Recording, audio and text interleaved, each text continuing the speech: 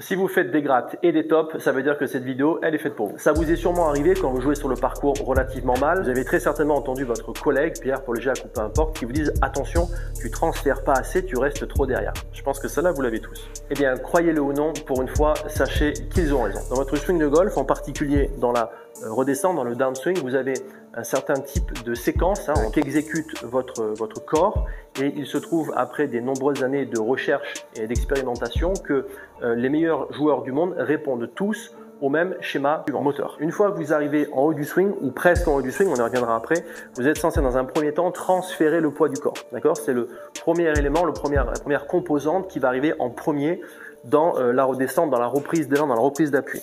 Donc je vais d'abord transférer.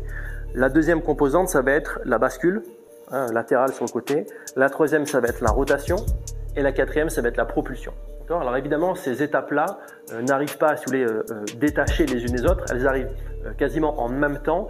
Mais quand on mesure en fait avec les plateaux de force chez les meilleurs joueurs du monde, on s'aperçoit en fait qu'il y a au niveau du pic de force, il y a un léger décalage et que c'est dans cet ordre-là que c'est censé arriver si vous voulez que ça fonctionne du mieux possible. Chez les joueurs amateurs, la chose qu'on retrouvera le plus souvent, c'est d'avoir, une fois que je suis en haut, d'avoir en fait la composante numéro 3, c'est-à-dire la rotation qui arrive en premier.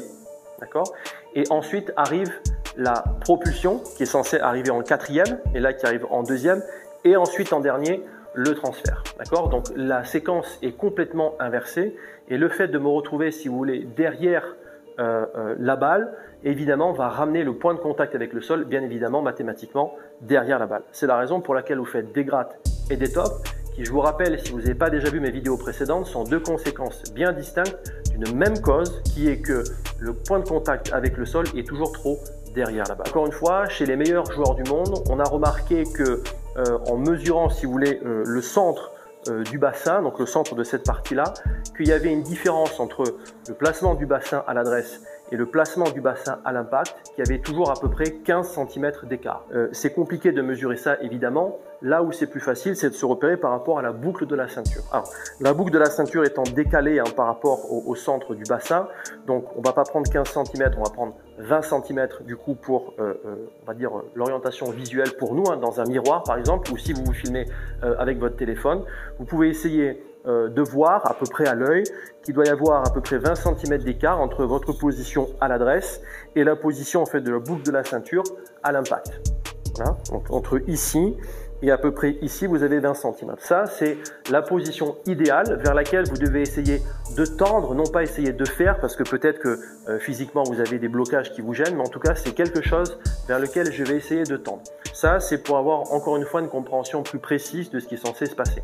Maintenant, on va rentrer un peu plus dans le détail par rapport à comment je suis censé le faire et à quel moment ça intervient exactement dans mon swing. Là encore, les mesures ont prouvé que le transfert de poids, c'est-à-dire ce transfert latéral de l'arrière vers l'avant, s'effectue avant même que le club arrive au sommet du geste. C'est-à-dire, encore une fois, les mesures avec le plateau de force ont montré que le maximum de vitesse, le maximum de force qui est appliqué dans ce transfert latéral s'effectue quand le club arrive presque au sommet du swing.